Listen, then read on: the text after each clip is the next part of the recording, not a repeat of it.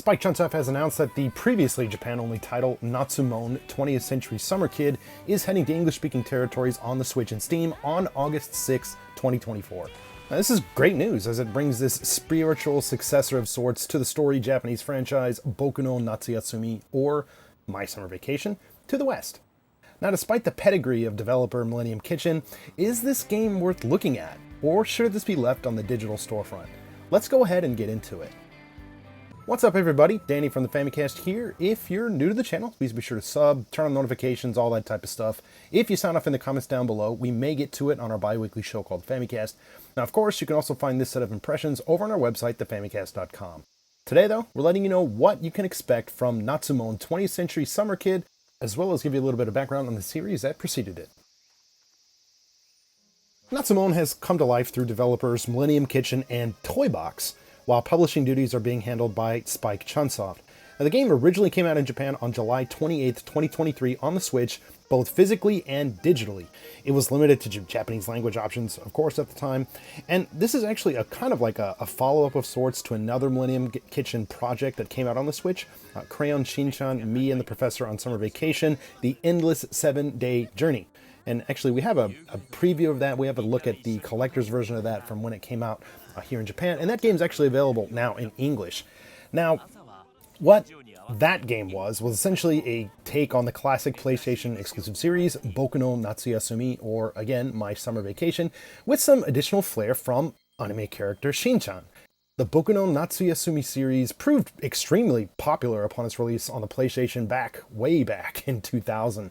And this thing spawned a number of sequels for the game and kind of garnered quite a bit of attention from some really Japan-minded gamers back in the day.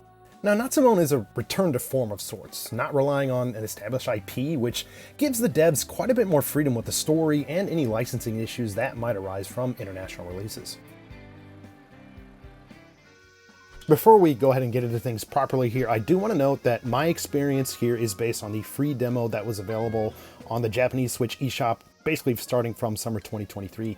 So I'll have some more info on that a little bit later in the video so that you can actually try out the game for yourself. All in all, the lengthy demo it's great, and it really gives a fantastic look at the game.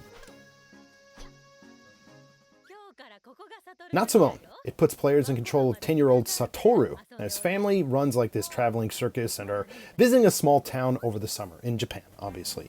So while the grown-ups are out getting things ready for the show and all that type of stuff, Satoru has ample time to explore the town, meet different people, hunt for bugs, and do his summer homework, and some other stuff too.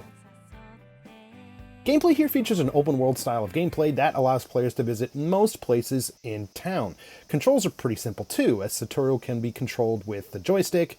A is used as an action button, B is used for dash, X for jump, minus for a map, ZL for this adventure memo, I guess adventure notebook type of thing, and L for a diary.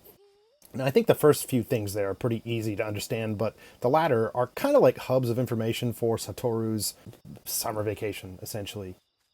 Now, the diary keeps track of items that are found, as well as people you run into and stuff like that. Now, the adventure memo is like a hub of sorts that shows a variety of missions that Satoru is tasked with for the day, such as meet X number of people, collect a certain number of insects, and more.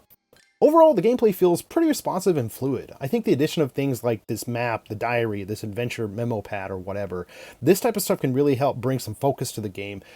But these can be ignored. I mean, the main point of this game is to kind of just sit back, relax, and enjoy the Japanese countryside. So you can kind of play it as you like. A day and night cycle system is also implemented into Natsu-Mon. Now, starting off in the morning, you will see this change throughout the day, like in-game day.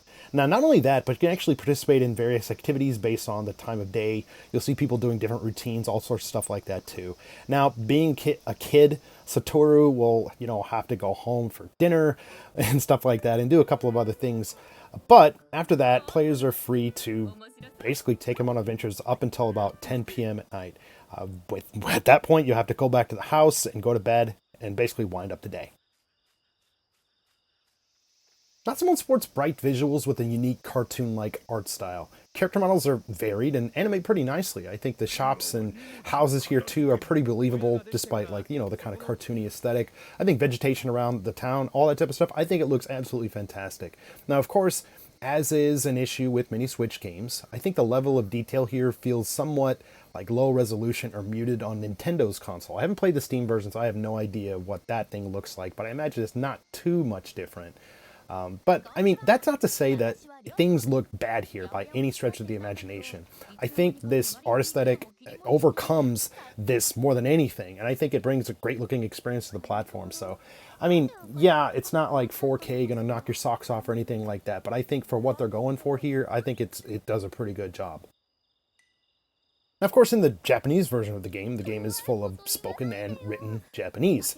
Now, this English release of the game will still feature Japanese voice and signage and stuff like that. However, dialogue and menus will, of course, be translated into English. I mean, this is great as it opens up the feel of Japanese summers to more people and still retains what makes this game feel Japanese.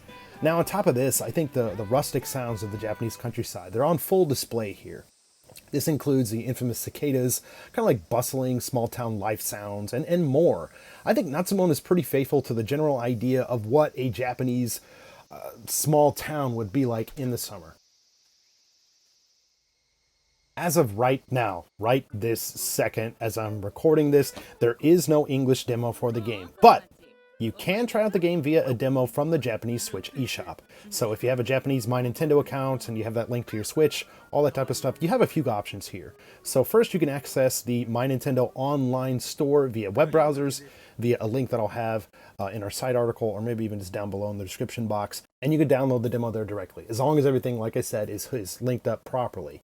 And if you basically open up this page, you'll see there's a purchase option, and then there's a download demo option, a Taikenban downloado. So yeah, if you touch that second option, you will be able to download the demo. You can, of course, do this directly from your Nintendo Switch, as long as, like I said, you have access to the Japanese Switch eShop. So basically, once you have this open, it might be easiest just to go to the search bar and search for the game. Yeah, and I'd say you probably want to search for the game in Japanese. So you have to change your keyboard settings to Japanese and spell out Natsu-Mon, N-A-T-S-U-M-O-N. So yeah, you can do it like that, and you should see something pop up on the screen. Now, there are 2 entries on the eShop currently, one featuring the game and upcoming DLC, and then just the base game. So basically, you'll want to look for the icon without the plus icon. And then from there should be, again, an option to download the demo. Now, is Natsu-Mon something you should pick up when it comes out in English? From what I've played of the Japanese demo, I would lean towards a maybe. It kind of really depends on what you're looking for in a game. Now, like previously released My Summer Vacation titles before it, Natsu-Mon is a very laid-back, no-pressure kind of game. If you're in the mood for a look at what slow life is like in small-town Japan during the summer, I think Natsu-Mon is worth taking a look at. At the very least, I'd say check out this Japanese demo to see if you like the controls and just the general feel of the game, or just pray that there's an English demo that comes out as well, who knows. But yeah, I think it's a good starting point. But let's go ahead and turn things over to you. Have you tried out the Natsu-Mon demo? Are you excited about the English release? Have you played any games in the Boku no Natsu Yasumi series? Sound off in the comments down below. We'd love to hear from you. As always, thank you guys so much for checking out this video. If you like what you see, please feel free to drop this one a like. It really helps the fight against the algorithm or something like that. I don't know. Anyways, we appreciate it. If you like what we're doing here, consider dropping us a sub. We've got longer form conversations in our bi-weekly podcast. We got more reviews, looks at Japanese games like this, and a whole lot more. Again, this is Danny from the Famicast. Thanks for watching, and we'll catch you later.